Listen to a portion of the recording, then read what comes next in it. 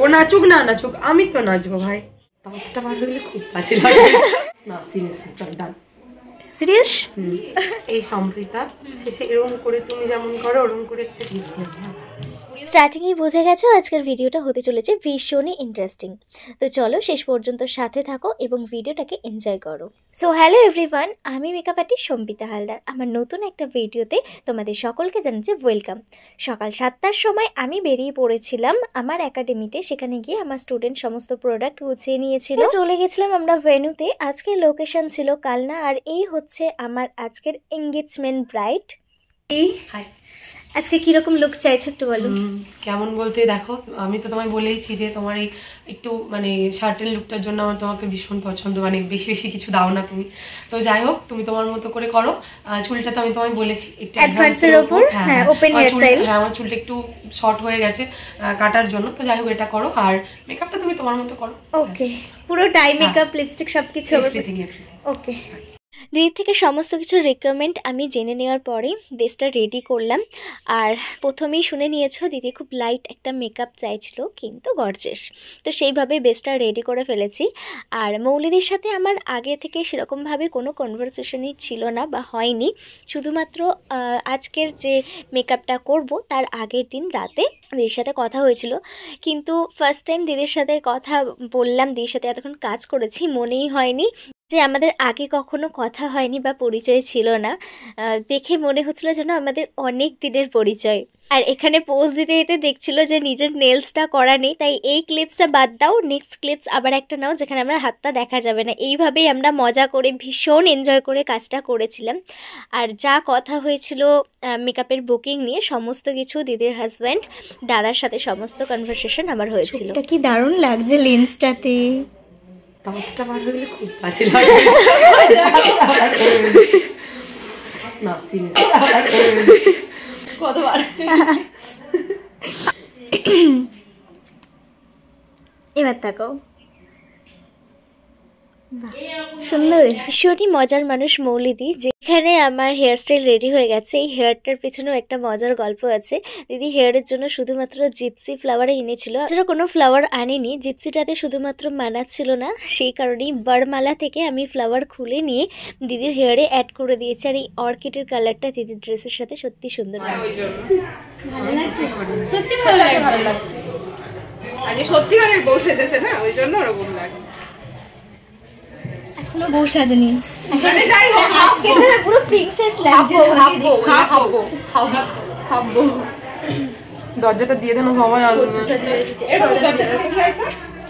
হ্যাঁ, এবার একটা ইউ মানে সম্প্রীতা দিয়ে দিও আমাকে। হ্যাঁ, আমার ফোনে তো হচ্ছে। ঠিক আছে। হ্যালো, হ্যাঁ ভাই, হ্যাঁ হ্যাঁ, তুমি দিয়ে দাও যা পারবে, একটু স্টোনের উপর দেবে, হোয়াইট স্টোনের উপর। ওই তো নিচ্ছে তো, ই বাবা এই সম্প্রীতা এটা আরেকটু লং করতে হবে। পুরিস না, না না পুরিস, এটা একটু বড় করে নে, এটা ভালো লাগছে। এই সম্প্রীতা শেষে এরকম করে তুমি যেমন করো ওরকম করে একটা টিপস নেবে। পুরিয়ে দেবো, আরে এই তো এরকম ভাবে যেমন ধরেন ওরকম। ও নাচুক না নাচুক, আমি তো নাচবো ভাই। করে দাও দিদি, কানার কিছুই তো নেই গো। এটা বলে ঠিক ভালো লাগে না, বলে না লাগুক, খোলা যাবে না তো। না না, আমি ওটাই করব। থাক, কি করে আমি এখন খরচা করবই না। ও কি কিউটি লাগছে রে, কোন বলে রে, নজর লেগে যাবে। ভালো কথা বলছি, নজর লেগে যাবে। সিরিয়াসলি আমি খুলে দিই। ওখানে উপস্থিত কিছু জনের থেকে তো কমপ্লিমেন্ট পেলাম, এবার মৌলিদির থেকেও জেনে নেব। তো মৌলিদি কেমন লাগলো লুকসটা কমপ্লিট করার পর? আমি ওকে যেমন বলেছিলাম ও একদম সেম টু সেম করেছে। আমি চোখটা নিয়ে খুব টেনশনে ছিলাম যে চোখটা টানা টানা হবে কিনা বা সি গ্রিনের কালারটা ভালো লাগবে কিনা, কিন্তু ও বললো যে পিঙ্কটা বেটার লাগবে। তো ব্যাস, খুব ভালো হয়েছে, সব ঠিকঠাক আছে তো? একদম। আর বিয়ের জন্য এক্সপেকটেশনটাই আরো বেড়ে গেল আর কি। ওকে, থ্যাংক ইউ। খুব মিষ্টি লাগছে তোমাকে, প্রিন্সেস লাগছে। এখানে আরও একটা কথা বলে দিই, দিদি আগে মডেলিং করতো, তো কালনার মধ্যে আরও অনেক সিনিয়র মেকআপ আর্টিস্ট দিদিরা আছে। তো তাদেরকে ছেড়েও মৌলিদি আমাকে চুজ করেছে, সেখানে আমার কর্তব্য যেন মৌলিদির এক্সপেকটেশন আমার প্রতি যতটা আছে সেটা রাখা। চেষ্টা করেছি, শেষ পর্যন্ত যে খুশি করতে পেরেছি এটাই অনেক। এখানে রেজিস্ট্রি ম্যারেজের সময় ভীষণভাবে মজা চলছিল, কারণ মৌলিদি ওর হাজব্যান্ডকে এখনও পর্যন্ত দাদা বলে ডাকে। এটাই জাস্ট একটা মজার ব্যাপার ছিল। তারপরে এন্ট্রিটা তো জাস্ট ওয়াও ছিল। আমি এখানে ছিলাম কয়েকটা ফটোজ নেওয়ার জন্য, কিন্তু এখানে দেখলাম কিছু প্রোগ্রাম চলছে। দিদি নিজেও একজন ডান্স টিচার, আর নিজে স্পেশাল দিনই একটা ডান্সের প্রোগ্রাম না রাখলেই নয়।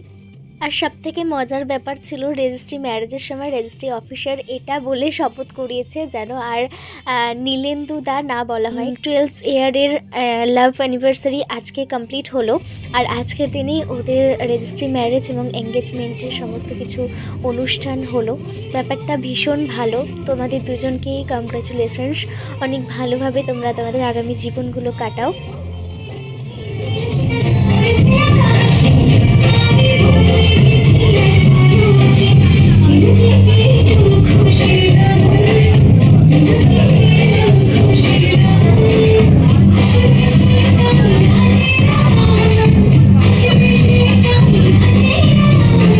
উপস্থিত থাকা প্রত্যেকে এটা জানতে চেয়েছে মেকআপ আর্টিস্টকে, আর কমপ্লিমেন্ট তো প্রচুর পেয়েছি। এমনকি রেজিস্ট্রি অফিসারও আমার সাথে কথা বলেছেন যে মেকআপটা ভীষণ সুন্দর হয়েছে। সব কিছু নিয়ে আজকের এক্সপিরিয়েন্স ভীষণই ভালো। তো তোমরা ডান্স দেখতে থাকো এবং ভিডিও শেষে কমেন্ট করো আজকের ভিডিওটা কেমন লাগলো আর আমার মেকআপটা কেমন লেগেছে তোমার।